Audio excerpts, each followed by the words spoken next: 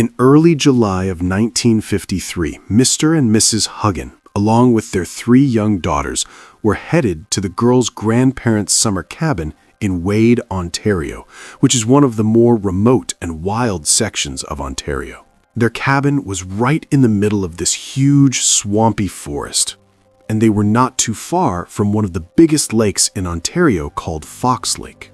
All the adults decided they wanted to take the girls to Fox Lake for the day. So they began gathering all the supplies they would need while the 3 girls played outside the cabin. And so the 2 older girls played in the front yard of the cabin, and Geraldine, the 5-year-old, was playing on the side of the cabin.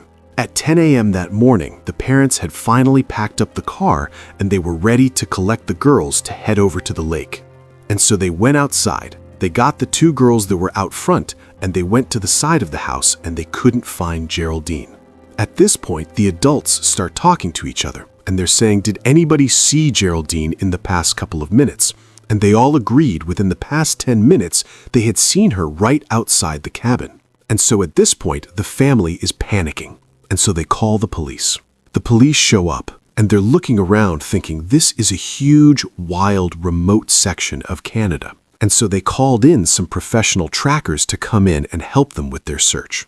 On the evening of the 3rd day, they found footprints that they believed to be Geraldine's high up on this ledge in some moss overlooking Fox Lake. And the footprints indicated that this child turned around and walked away from the ledge down into the swamp where her footprints dissipate. And so the search effort was pushed to the swamp. Then on the 7th day of the search, they find another set of footprints in the swamp around the area where they were looking for Geraldine. But it wasn't Geraldine's footprints because they were these huge prints that if it was a human print, they would need to be an enormous human being. Or these prints belonged to some enormous animal, but they were unable to determine what animal it was.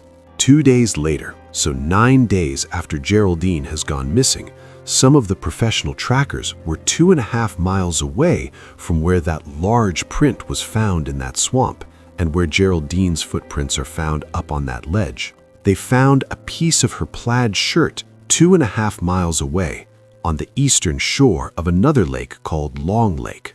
And so they pushed the search effort over to that section of Long Lake. And within 24 hours, they would find Geraldine's remains.